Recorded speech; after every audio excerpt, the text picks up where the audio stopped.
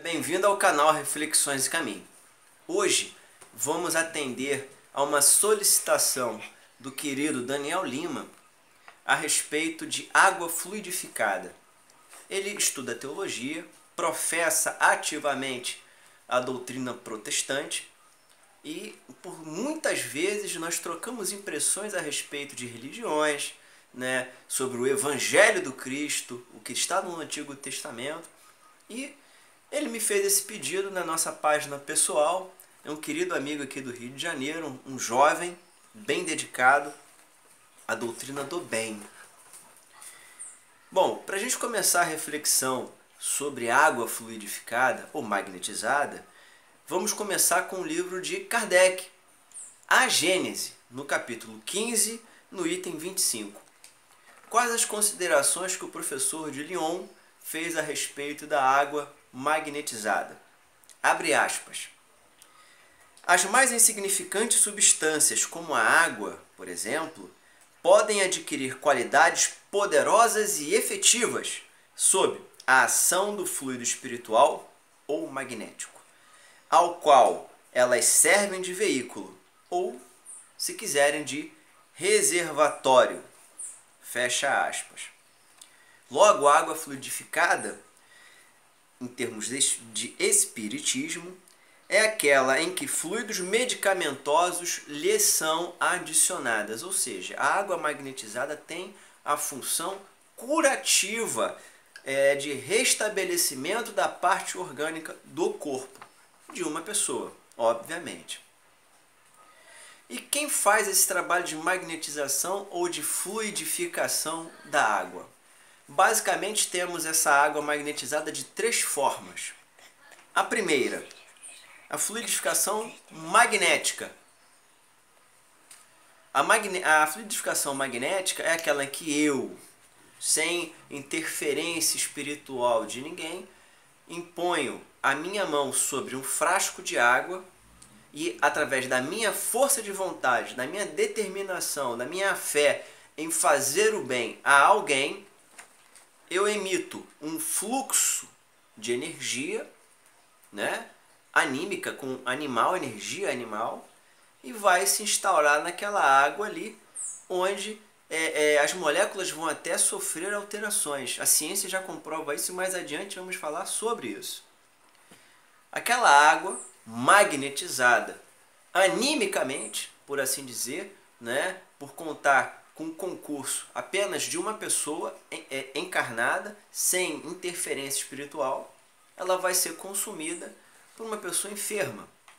Não como se bebe água em copos, mas em pequenas quantidades, diversas vezes ao dia. Essa é a primeira modalidade de magnetização da água ou fluidificação da água. A segunda modalidade é espiritual. Independe do encarnado. Um espírito, ele vem se aproximar a um vasilhame retendo água e ali, através novamente da sua boa vontade, da sua fé, da sua determinação em ajudar alguém, vai colocar a sua energia, de uma forma simples de dizer, a sua energia naquela água que vai ser consumida como medicamento em pequenas doses, diversas vezes ao dia.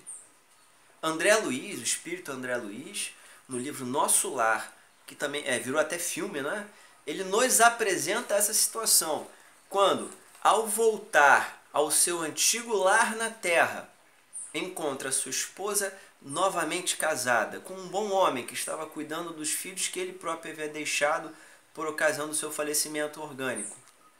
Esse homem estava doente e André Luiz, com a sua fé, com a sua boa vontade em ajudar, fluidificou, magnetizou aquela água que se tornou um medicamento e colaborou diretamente para a recuperação, do segundo marido daquela pobre mulher, da antiga esposa do nosso inesquecível André Luiz. A terceira modalidade é a junção da primeira e da segunda. É o trabalho misto, onde um espírito desencarnado se aproxima de um médium, misturam as suas energias e ambos fluidificam, magnetizam aquela água. É muito comum nas casas espíritas, em centros de umbanda, não é? Quando há o passe magnético, há também, no mesmo momento, em momentos subsequentes, a fluidificação ou a magnetização da água. Tá? É um belíssimo remédio, até porque a pessoa vai tomando para se curar, mas ela também lembra que tem uma responsabilidade de vigiar os seus pensamentos, né?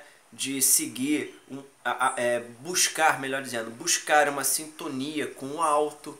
Então a água fluidificada tem várias formas de atuar, né? Psicologicamente, organicamente, né?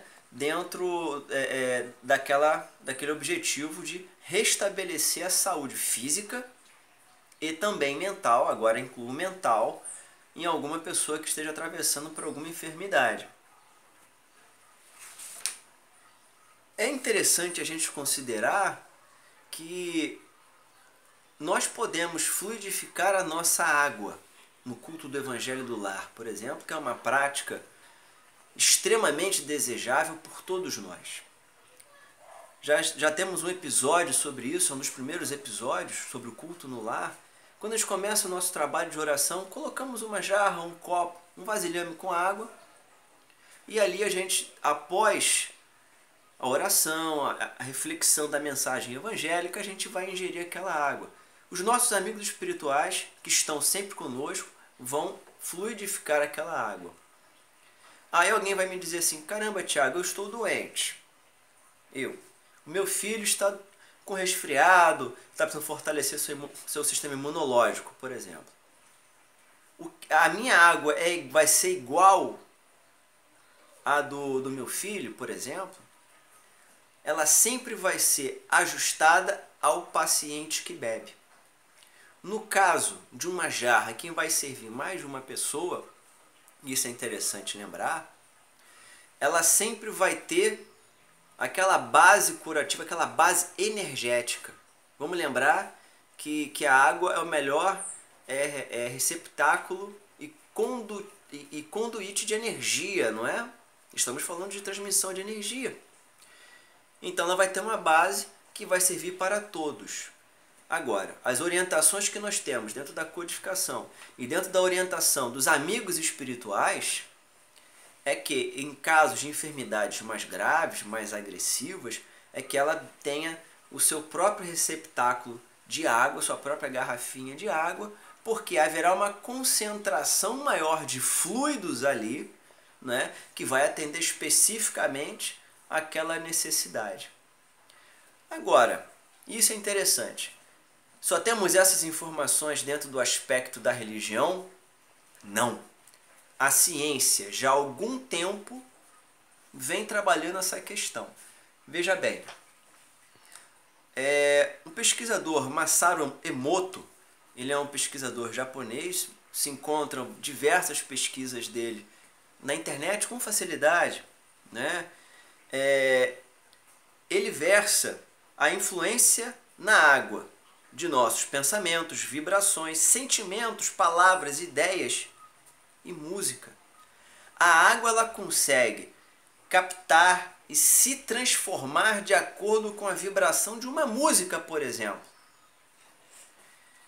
Vou ler aqui rapidamente para facilitar o raciocínio de quem está assistindo.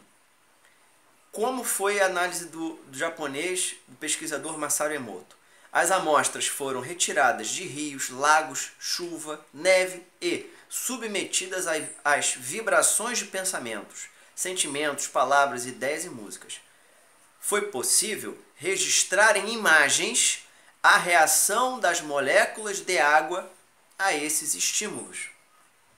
Pode-se observar desde desenhos maravilhosos, esculpidos como se fossem joias na estrutura molecular da água, até a não formação dos desenhos geométricos quando a vibração escolhida fora desagregadora. A água é uma substância muito maleável. Sua forma física se adapta facilmente ao ambiente que contém. Mas a aparência física não é a única coisa que muda, sua estrutura molecular também muda. A energia ou as vibrações do ambiente mudarão a forma molecular da água. O Sr. Emoto documentou visivelmente essas mudanças por meio de técnicas fotográficas, congelando gotas de água e examinou-as então sob um microscópio de campo escuro dotado de recursos fotográficos. Ciência, não religião. Seu trabalho demonstra claramente a diversidade da estrutura molecular da água e do efeito do ambiente sobre sua respectiva estrutura molecular. Bom, aí aqui nos artigos que encontramos tem várias fotografias lindíssimas, não é? A respeito da utilização de uma oração, de elogiar a água, falar com aquela parcela de água, um copo, né, que ele tenha trabalhado, e houve uma modificação. Imagine a oração, a boa vontade, a vibração positiva sobre uma garrafa d'água, como não vai modificar as moléculas positivamente? Pensemos. Nós temos também algumas pesquisas realizadas pela Uniespírito, aqui no Brasil, Universidade do Espírito, pelo Dr. Sérgio Felipe de Oliveira, não é? Onde ele encaminhou galões de água para análise nos laboratórios da USP, Universidade de São Paulo. Depois de analisados, um desses galões recebeu uma energização por imposição de mãos e outro galão da mesma água não recebeu nenhum tipo de tratamento nesse sentido. Depois, enviou esses galões novamente para análise, agora nos laboratórios da Sabesp, Companhia de Águas e Saneamento do Estado de São Paulo. A água que fora magnetizada apresentou menor condutividade elétrica. Condutividade indica facilidade com a qual um material é capaz de conduzir corrente elétrica. Quanto maior, mais dissipação de energia. Quanto menor, maior retenção de energia. Havendo menor condutividade elétrica, os elementos magnéticos ficam mais facilmente retidos naquela água. Isso vai querer dizer, minha gente, que com a diminuição da condutividade elétrica, aumentou a capacidade da água em reter energias magnéticas. E dessa forma, a água pode ficar impregnada de elemento espiritual de cunho magnético, que irá ser absorvido pelo organismo da pessoa. Bom, aí continua diversas pesquisas aqui, algumas agremiações espíritas como a Sociedade Espírita Boa Vontade, Centro Espírita Luz do Evangelho, também realizaram pesquisas nesse sentido, que foram ratificar, concordar com a pesquisa do nosso amigo japonês, né, Masaru, do Dr. Sérgio Felipe, que fizeram tudo dentro de acordo com a prática da ciência, com verificação, com teste, repetição, não é? E isso vai ratificar aquilo que há mais de 150 anos Allan Kardec já nos alertava: a importância da magnetização da água, da oração, da vibração no bem. Então, esse programa de hoje é só para estimular você que assiste, né? Você, meu amigão Daniel, a procurar outras fontes de estudo. Eu recomendo o livro de Jacob Mello, O Passe. Já usei esse livro em outros momentos aqui, não é? Um livro também chamado Técnicas de Passe, da editora Leon Denis, aqui do Rio de Janeiro, que aborda de forma mais indireta. Nós temos boas apostilas em PDF na internet e, claro, uma boa conversa com um amigo espiritual. Vai apresentar diversas nuances sobre a água magnetizada, fluidificada, coisas que a gente nem comentou aqui por conta do tempo ser escasso, tá? Então, esse é o programa de hoje. Fica o agradecimento